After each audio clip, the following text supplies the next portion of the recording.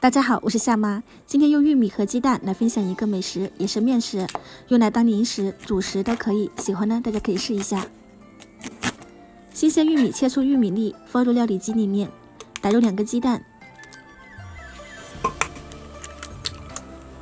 再加入250毫升的纯牛奶，再用料理机磨成玉米浆。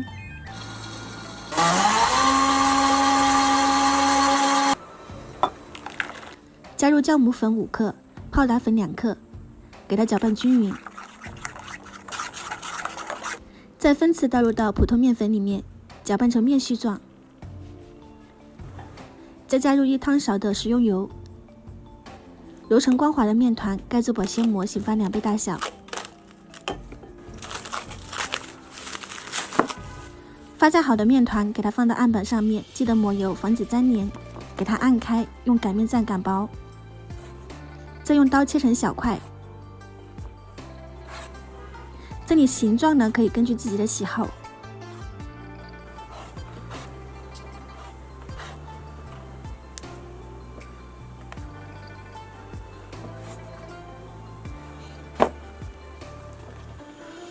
再给它抖开，油温5到6成热，放入面剂。